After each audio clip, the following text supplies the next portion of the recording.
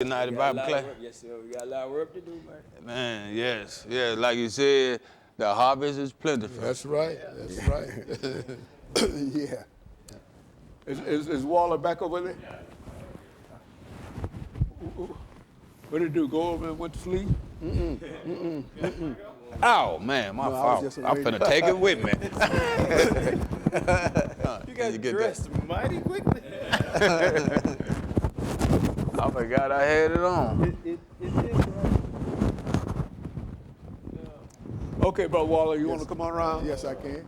I just want to make sure. We want to do what we want to call this ministry in the streets. What we want to call this? Yes, sir. Pleasure. Always good to see you. The same thing. Pastor Walker, Yes, sir. God's will to see United Bible class. Brother Waller, come on over and have a seat here. Okay. Thanks again for Good. having me over here. And I tell you, why don't you take that book, Brother Waller, and give it to him, and he might be able to get a shot of it. And you don't have to, Yeah, that's good. Yeah. That's better. Because I can give. Are you promoting the book? Well, yes, Yeah. I am. Yes, I am. Yes, I am. Okay. Okay. All right. Let me get in here. Okay. Okay. Let me see. Bringing hope. Count to 10? 1, 2, 3, Bringing hopes to the 4, street. Yeah, 5, bringing hope to the 6, streets. 7, Bringing 8, hope. 9, 10. Do it again. 1, 2, 3, 4, 5, 6, 7, 8, 9, 10. Again. 1, 2, 3, 4.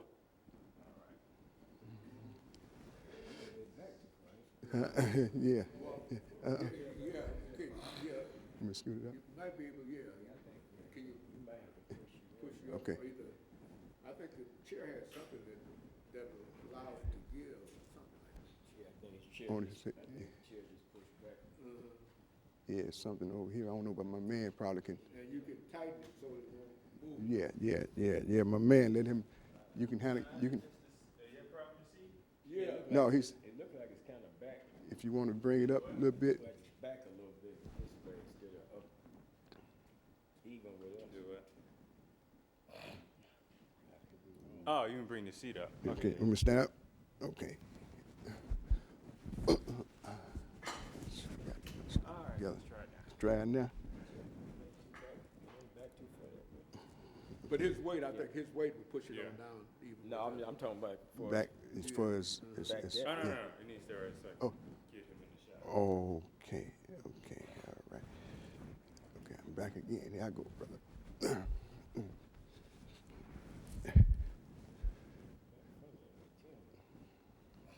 Let me see if I can put my feet. Is there anything that can let down here? I'm guessing. I'm all right. So I can turn this way? Yeah, you want to sort of, could you move it back forward? The back part? Yeah, back I'll make it work though. I can sit up if I have to. Yeah, I can sit up like this if I have to. Yeah. Have your book Now, here, Rick so Waller, is camera that 3. right? Yeah, Ricky. Ricky. Yeah, Okay. yeah, Ricky Waller.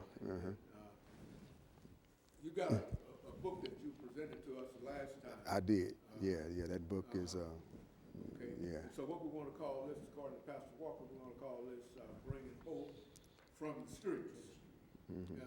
Bringing hope to the streets. To the streets. Yeah. Okay.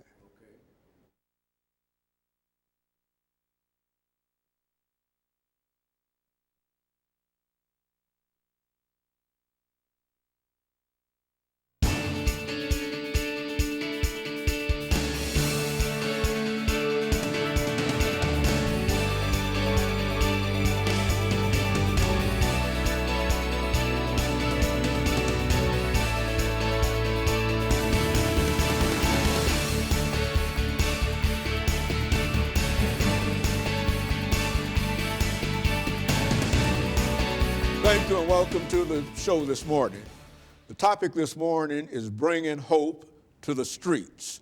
And we're fortunate to have with us to talk about some of the activities in street ministering, Pastor Kay Walker and Rick Waller, two individuals who have quite a bit of information in reference to what is going on in the streets today.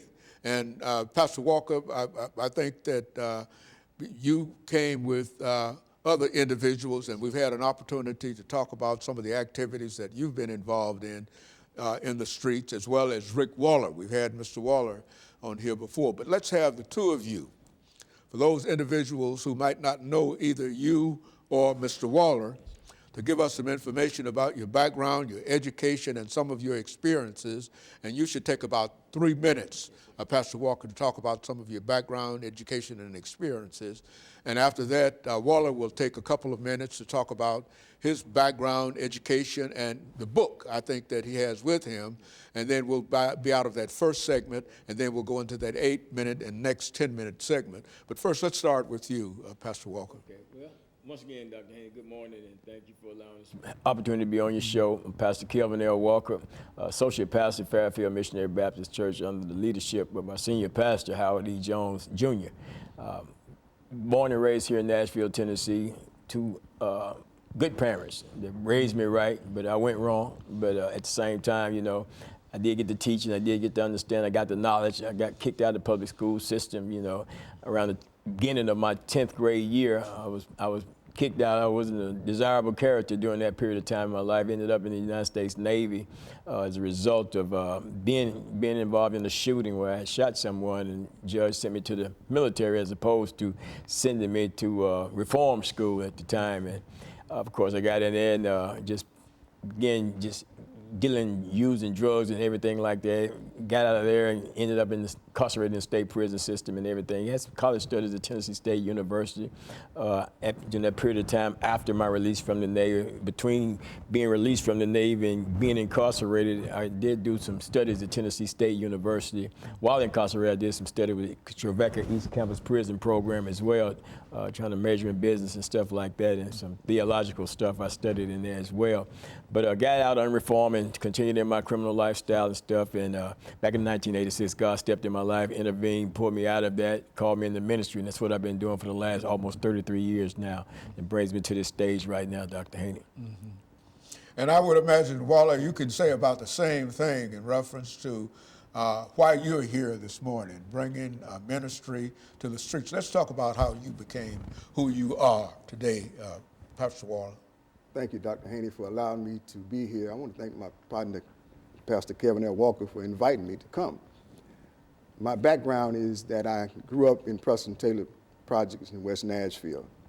Went to Moses McKissick, very innocent. And by the time I ended up at Washington Junior High, the schools became integrated. I was in the 7th grade. I was transferred to W.A. Bass, and I got caught up into the drug game.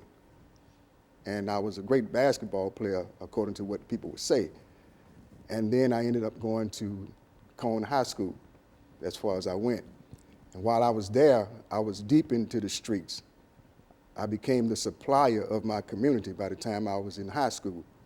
And so what happened was I quit school, and the gym teacher would see whoever could play whatever type of sports. And I didn't know he was probably watching me, and all of a sudden, I'm not in school anymore. I believe he probably went to the principal and whoever he had to go to say, you need to get that boy back in school. So to make a long story short, I ended up going back to school, and I played basketball for them on up until the 12th grade, and I didn't go no further. And I was educated in the streets. I was taught well what it's like to be in bondage. And that was because of the wicked schemes of the enemy and how he captured my mind and taught me how to do his will. And so after I went through that process, I know now that what he meant for bad, God can get some good out of it. And that's why I'm here to talk about how I was released from the bondage that controlled my life for so many years. Mm-hmm. And in other words, Pastor Walker, I think I could say this in reference to your story as well as Waller's story. God is good. Yes. And Yes, he will do some wonderful things. Oh, yeah. And I know that I might not have been in the streets, quote, as such, but I know what God can do, and I know that he has intervened in my life just as he intervened in your life. Yes, I believe that. While we might have traveled different roads, I think that we're all at the same place in reference to what we're doing today. And I just want to thank you up front, the two of you, and we'll talk about other things after we have our first commercial break. We'll come back and we'll have two segments. for you and Pastor Walker to talk about ministering in the streets. And we'll be back with our audience following this very, very short commercial break.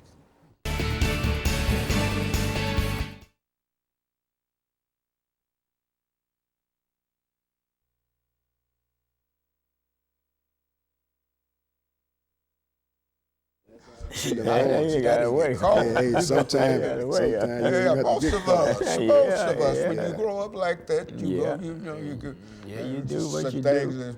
Walking out in the street, somebody say, "Here come the police." Everybody run. Everybody take off. Yeah, that's the going thing. That's right. They got to run. That's right. And so it's good for folks to hear our testimony. Oh yeah, it is. Because they know that anything can be overcome. Yeah. So You have to without a doubt. understand Yeah. And that God is the source of it all. That's what I try to be consistent in reference to everybody I talk to. We're talking about what God has done to them. That's right. Know it.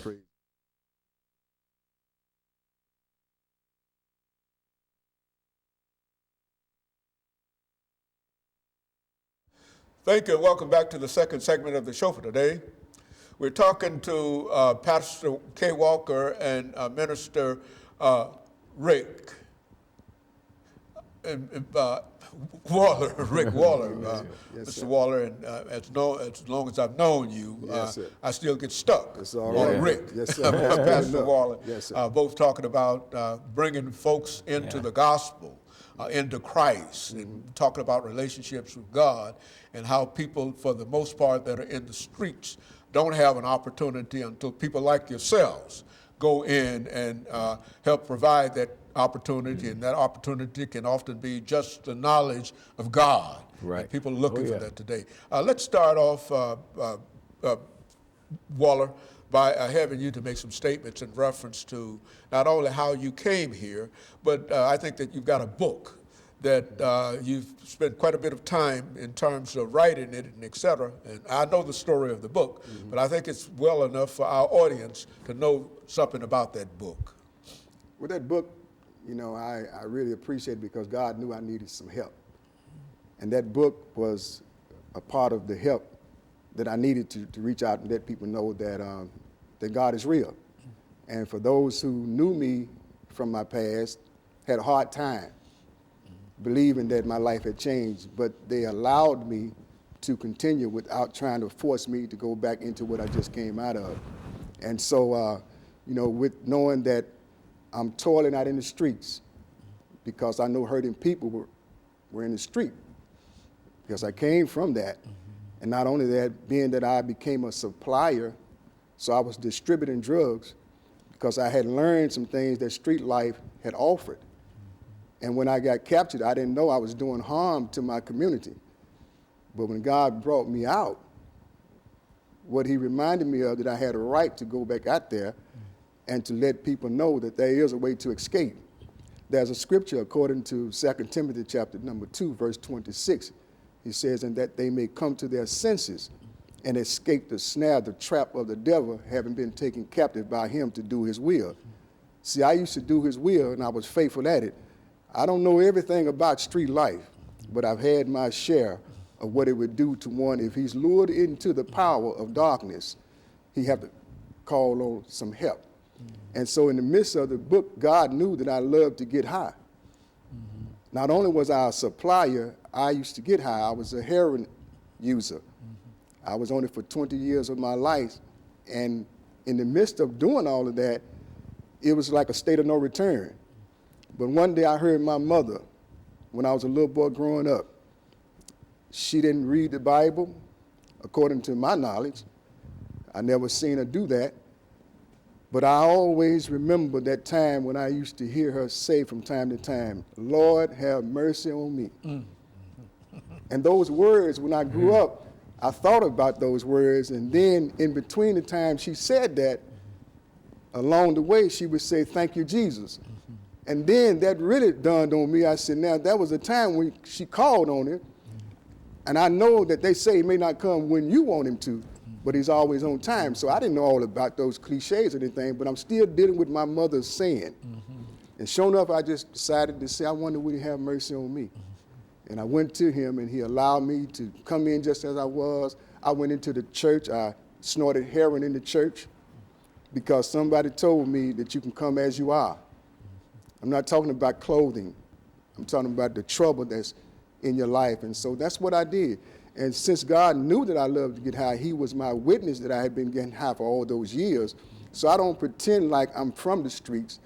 I have a stamp of approval from the guys and people that was in the street that knew I played the game fair.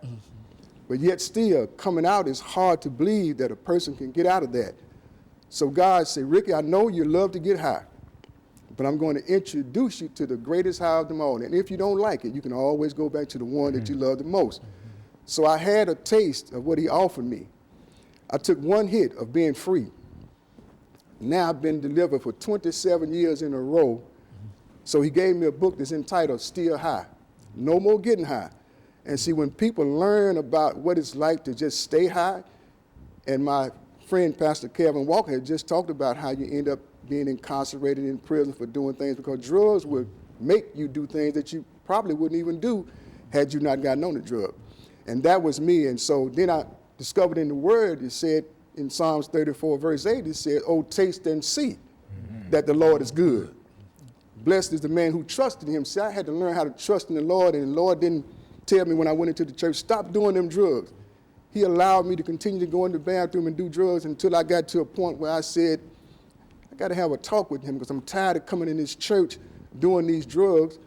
I feel like I'm disrespecting him. So I was going into the rest area for my last time, I thought. Went in there and I opened my pack up, as I normally would do.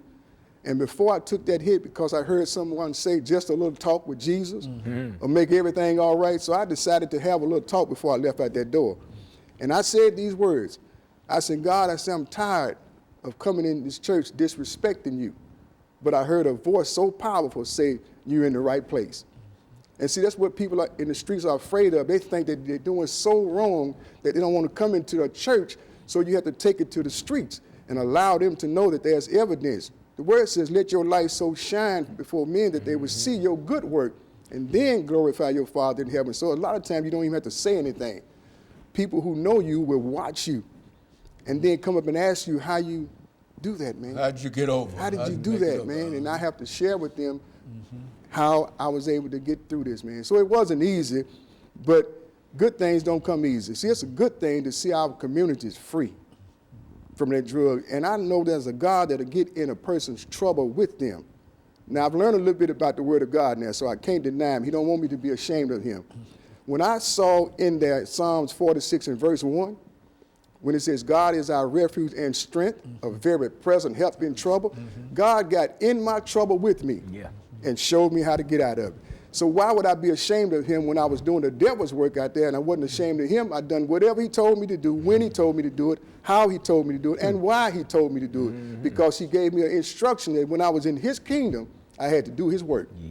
But when I called on the almighty and all-wise God, and he brought me out, so why would I be ashamed to take it to the streets in which I came from? Well, I think the only thing we can say, Pastor Walker, is that this has been quite inspirational. Yes, you sir. see, because people who've been able to overcome some difficulties, and certainly everybody might not have the same problem, but everybody has problems. That's And right. So I That's think true. that what the two of you have given us this morning has been a way that people might be able to reevaluate their situation, and no matter what it might be, to know. And I think listening to both of your stories, I know that if you've been able to overcome Yes, sir, what without you've a talked doubt. about, God is good. Yes, and he of course, let me thank the two of you, and let me encourage our audience to tune in again next week for another informative edition of Comments. Thank you and good morning.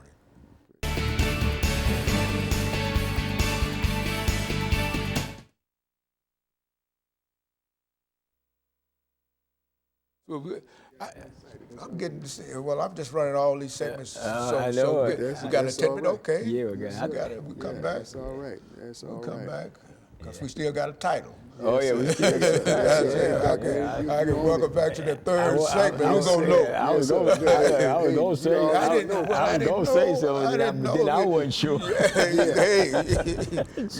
that's what I try to divide it into 6, 8, and 10. Yeah. And sometimes we're going so good, the information. I got you. I started to say something, but then I said, doggone, I ain't sure. I wasn't sure either. And I blame myself because I knew y'all did 3, but I didn't know this one was going to take 3. That's my only problem. That's why I couldn't say nothing. We got 10 more minutes on this Yeah, segment. Okay, so what we'll do is simply introduce it again and come on.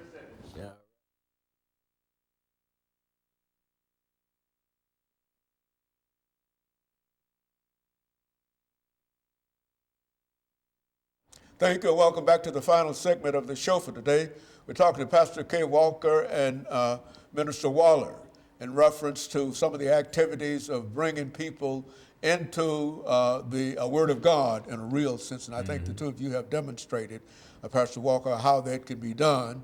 And so let's take this last 10 minutes to give you and Minister Waller an opportunity to make some final statements in reference to how you feel that people might be able to overcome, and if there are any secrets that might be to that, we want to reveal those secrets today. Let's start again with you, Pastor Walker. Yes, sir. You know, Dr. Haney, when you talk about the streets, people, it's easy to get a visual of this, somebody standing on the street corner or lurking in and out of some dark alley somewhere.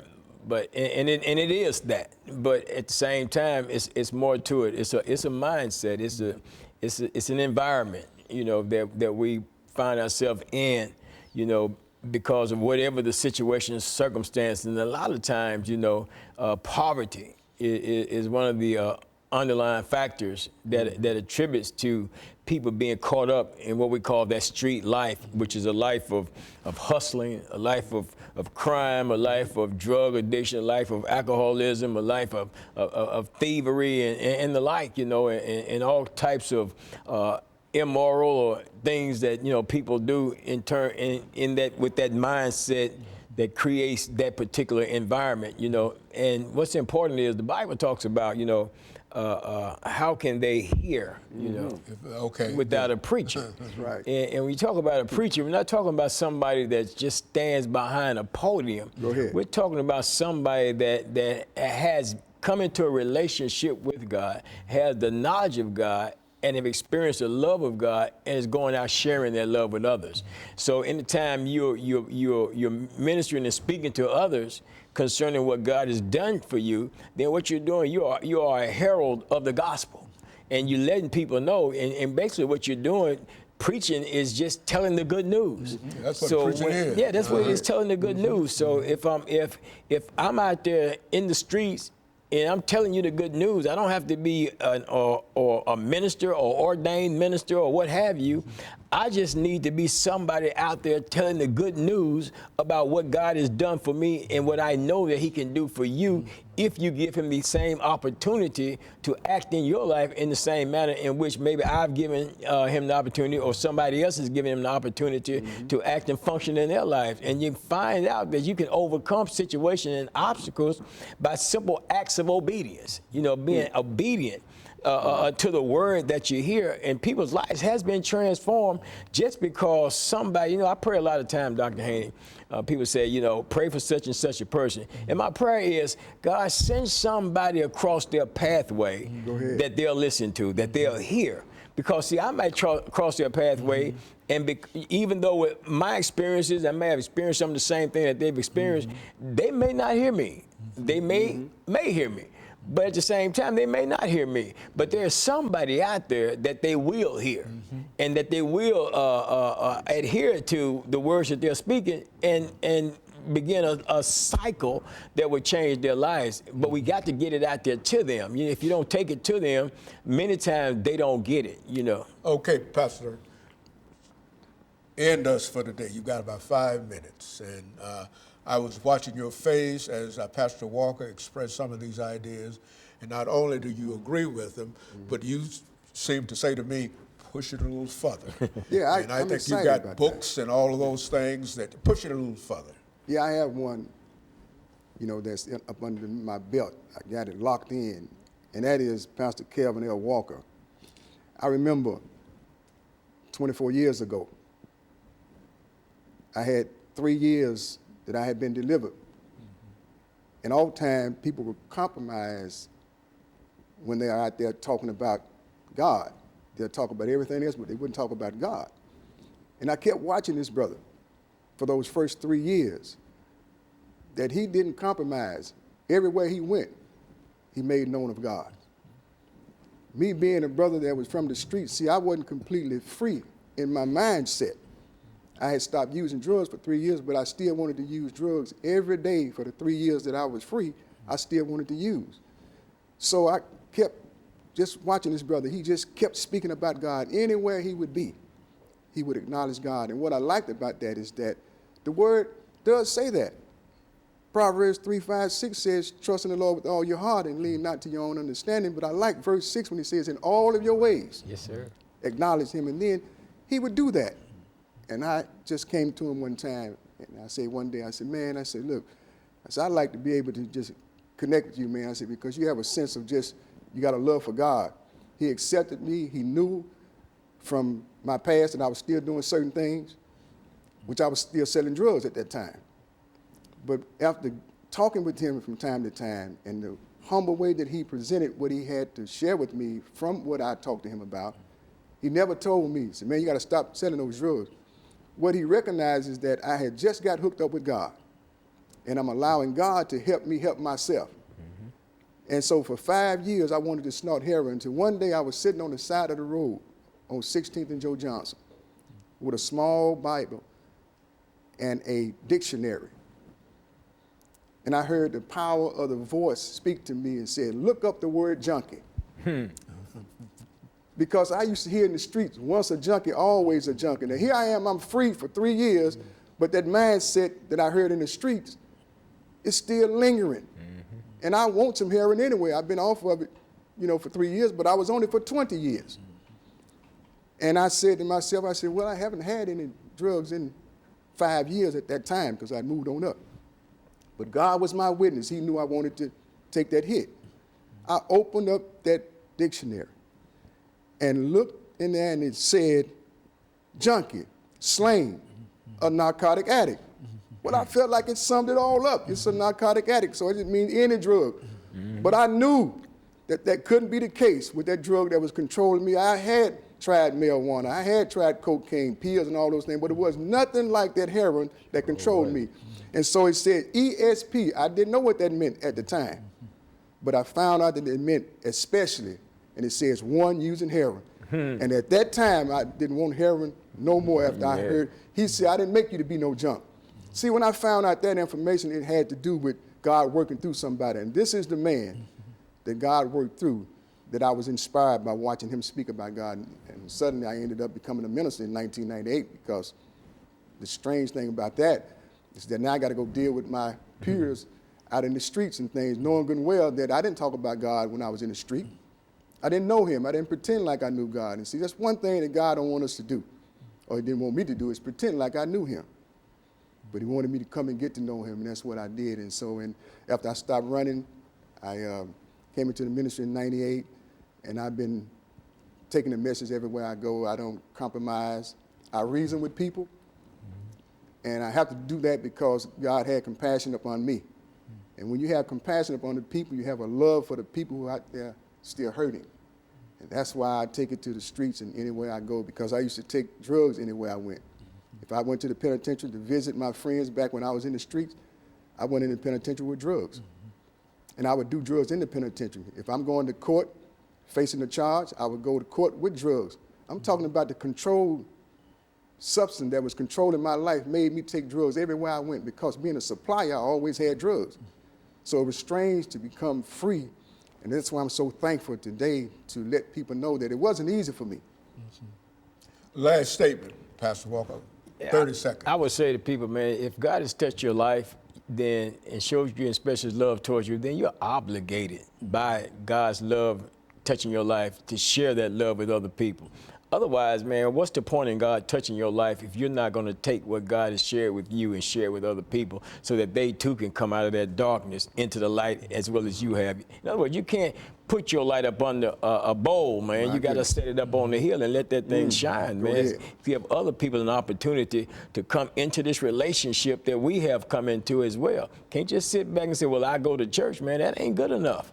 You got to take the church that you are outside and into the communities and share church. Okay, well, let me thank the two of you for bringing that excellent information, Pastor Walker, and so that we might be able to know more about Waller, know more about what is going on. And let me encourage our audience to tune in again next week for another informative edition of Comments. Thank you and good morning.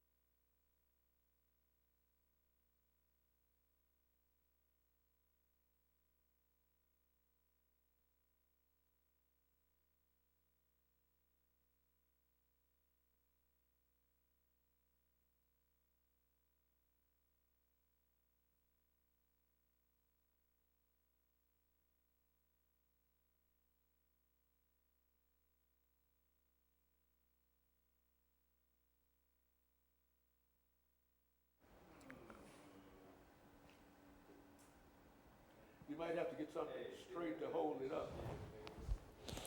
So, Doc, how you doing? Hey, I'm trying to get through this third show we have. Oh, okay. You actually had more time than you. Oh, I tell you, Yeah. Yeah, it won't work. it won't work. Yeah. Well, if you could hold it, would it matter? And just refer to it from time to Get a time. mic check from you. Big part? Mic check. Just count to 10. 1, 2, 3, 4, 5, 6, 7, 8, 9.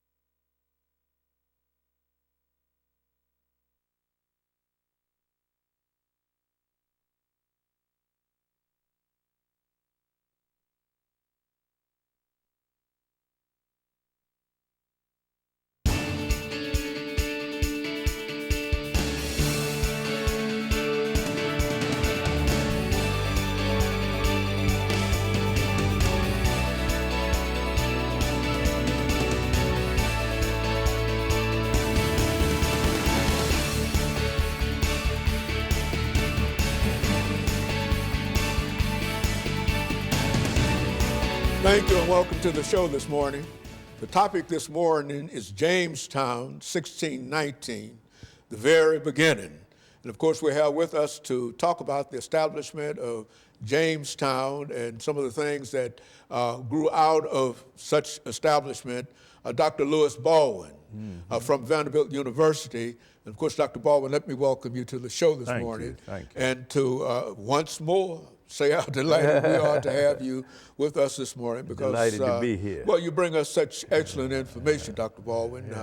I think you have sort of a historical touch in your gospel, your religious ministry. Thank you. In a real sense, and we appreciate that. Thank but you. today, what we'd like to do, Dr. Baldwin, is to talk about the very, very beginning of the African-American experience That's right. in North America, recognizing that Jamestown certainly is not the first establishment where Africans were found in the Americas, but we do know that Jamestown played a significant role Absolutely. in the establishment of slavery in the American colonies, what would eventually be known as the American colonies, and so we look at that as the very, very beginning. Exactly. And so what we'll do, Dr. Baldwin, is to have you to give us some information in reference to your background, your education, and some of your experiences, and then we'll have an opportunity, even during that segment, to start talking about the establishment of Jamestown and what it meant from 1619 to 2019, celebrating in a real sense almost 400 years exactly. of the black presence in America. in North America. That's right. Okay, very good. Well, I grew up in Camden, Alabama, Wilcox County, Alabama, as I'd said many times before. I studied in the public school system in Wilcox County or Camden, Alabama. Graduated from Camden Academy High School in 1967. From there to Talladega College in Talladega, Alabama. I was there from 1967 to 71, graduated with a BA in history. From there to Crozer Theological Seminary in Rochester, New York, where I received the MA in 1973 and the MDiv, Master of Divinity, in 1975. And of course, I left Crozer in 1975, began my PhD studies at Northwestern University. And of course, I completed the PhD in 1980. From that point, of course, I taught at Worcester College in Ohio. From there to Colgate University in New York. And of course, in the fall of 1984, I took a position at Vanderbilt University, professor of religious studies. And I was at Vanderbilt from 1984 to my retirement in 2013. And have produced how many books, Dr. Baldwin? Well, I've authored 6 books on Dr. King and co-authored a couple and co-edited a couple of books on Dr. King and also edited a couple of volumes for a total of 14 books. So most of my career as a scholar has been devoted to research and scholarship on Dr. King. You know, Dr. Baldwin, every time you come to us, I try to get that information from you because I think it's such an encouraging part of what we do here, to encourage folks to get out, read, research, write, become more knowledgeable in reference to the the American experience in a real sense. And I think we're going to talk about the African and the American experience today when we talk about the establishment of Jamestown. You certainly can't separate them. Can't separate them, not at all, Exactly, you see. exactly. And even though slavery would be established at Jamestown with the introduction of Africans, we do know that slaves were not indentured servants. Exactly, and of course, exactly. I think that, you know, now some historians use those terms. But I agree with you wholeheartedly. When Africans were introduced to America, they were viewed differently and treated differently. Exactly it. And you had de facto slavery before you had de jure slavery. That's right. You know. Yeah. And so what we want to do today after our first commercial break is to allow you to talk about the establishment of Jamestown and some of the things that were associated with that for the next 8 minutes.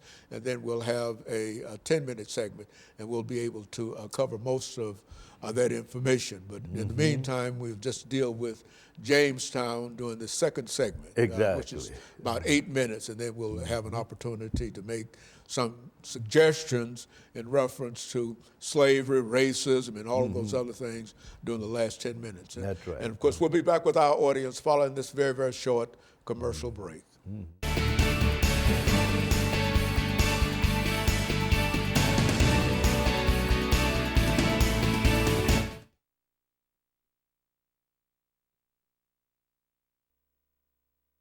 And as you reminded me, 1619, 2019, 400 years. And then, you know, at the last segment, we can deal with what's going on in terms of celebrating, commemorating these events and what churches and other institutions might do. Very good. Because I've seen very little interest in that date among churches outside of Virginia. That's right. That's exactly it. Institutions, it's not a state.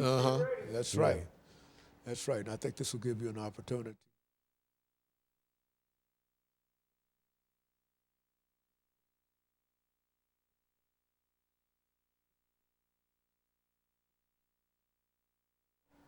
Thank you and welcome back to the second segment of the show for today.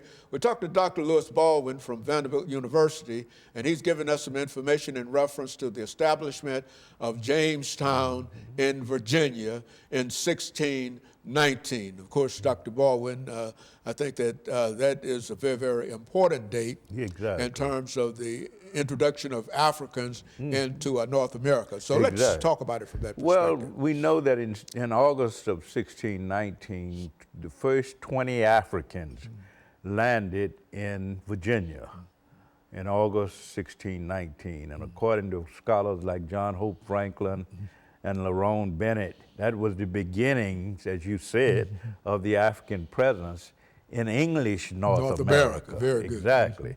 So 1619 is an important date. It's actually a year before the Puritans landed in America, because as you well know, Jerome Bennett wrote this book before the Mayflower. That's and exactly he emphasizes the fact that, was African slaves were here before the Pilgrims. Puritans. That's And it. we know that among those 20 Africans who landed in Jamestown in 1619 were the names Antony, Isabella, and Pedro. And we know that Isabella and Antony married, and they actually produced the first African born in the English colonies, a boy by the name of William Fuqua, they named him. So you have to go back to 1619, I think, in order to understand what happened subsequently, because you have the foundation of black history in America. Black history begins there in 1619 at Jamestown. And of course, we know that you have the development of slavery. By 1661, Virginia had established a kind of statutory recognition of slavery. It became legal. But even before it became legal in 1661, it was in fact slavery in 1619, that's de right. facto slavery, before you had de jure slavery. So I think we fail to recognize that if you're going to understand the history of black people in America, you got to begin with 1619, good. 400 years ago. And August of this year will represent, as you well know, the 400th anniversary of black presence in America. Very good. And that is information that a lot of folks might have known, but I think somewhere along the way we forgot that. Exactly. A lot of us, we've read scholars like Ivan Van Sertima, who argues that blacks were here before Columbus. We know that blacks came over in the 1400s. They were explorers. They accompanied the French and Spanish explorers. Some were with Columbus, the Italian explorer.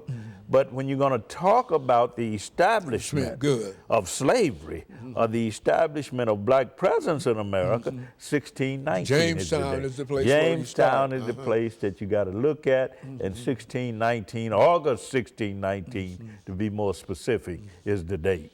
Talk about that, Dr. Baldwin. I mean, why is that date significant? And give some things in terms of your historical scholarship that will sort of bring all of that information together for people who might not be familiar with some of the things that we're talking about. I think it's important in so many ways. First of all, if you're going to understand the impact of black people on the development of America, you got to look at 1619, because that was the moment, I think, at which black people began to have this powerful and indelible influence on the history of America. So you're not just talking about black history, you're talking about American history. Also, from that point in 1619, there would always be a question about what does it mean to be American? What is democracy? So I would argue that at that very point, black people became the critical issue in American history, because when you had the enslavement of these 20 Africans, we have to remember that the Puritans and others who came over, they were in search of freedom. They were moving away from conditions in England and other parts of Europe where they were enslaved and they lacked freedom, so they came to America to experience freedom, to experiment in freedom. But Africans were forcibly brought here from a situation of freedom into a situation of enslavement. So I think you begin to have the question of what is America? How can we profess on the one hand to be a land of freedom while holding certain people in bondage? So I think with 1619, we have the beginnings of these kinds of questions about what does it mean to be America? How can we, on the one hand, reconcile our professions and our values of freedom with the enslavement of certain segments of the American population? So I think, again, that represented a moment, August 1619 represented a moment when blacks began to have this powerful and indelible influence not only on America, but on what it means to be American and what is the nature of our democratic values. How do we define our democratic values, our democratic institutions, our democratic traditions? And it was a long period that Africans were slaves from 1619 to 1865. Exactly, Now, exactly. That's a long a long time. period, you see. That's more than 200 years. But in order to understand the kind of institutionalized slavery that developed, 1619 is the date. You know, because at that point, not only were Africans enslaved, but you had the dehumanization of Africans. And you know, we came along with the Constitution and the 3/5 Compromise and the Dred Scott decision and all of this that occurred. You can't understand these developments apart from what occurred in 1619. That's right. And how do you count slaves? Exactly. Are they property? Are they individuals? Exactly. And so what we want to do, we'll make a property and individuals. Exactly. And we'll just call them 3/5 exactly. of an individual. So that speaks, I think, to the uniqueness of the 1619 event. Because you not only had the establishment of institutionalized slavery in time, the beginnings of that, but you also had a process that led to the dehumanization of African people, and we are still dealing with the legacy of that today. Very good. And so what we'll do, Dr. Baldwin, we'll take our first commercial break. I think this is the end of this first segment, and then we'll have an opportunity to talk about some of the events in reference to the enslavement of the African during the second segment. And the third segment, we might be able to talk about what people are doing in order to recognize 1619, because we want to make it a very, very important day. And we'll be back with our audience following this very, very short commercial break.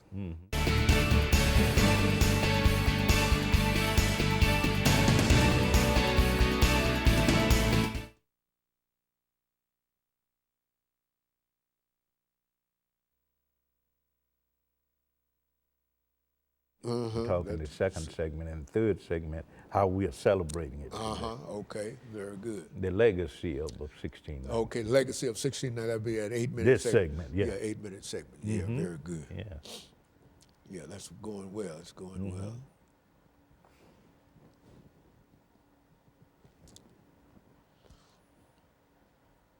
This will be the last segment? Is this the 10-minute segment? Yes. Are you sure of that? Yeah. Okay, the well, you know, we've legacy. had some problems with that. At least I've had some problems. They've not had any problems. I think it's the second segment. They said, no, it's the third segment. And then they, well, you know, we had it last time. You know, you sit up here for, you know, 5 shows, 3 segments apiece. That's 15 segments. And you forget whether this is the first, the third, or the final, or whatever, and et cetera. And then, that's good. Stand by for 30 seconds. This is the final segment. Yeah. This is the final? This is the final, last 10 minutes. Okay.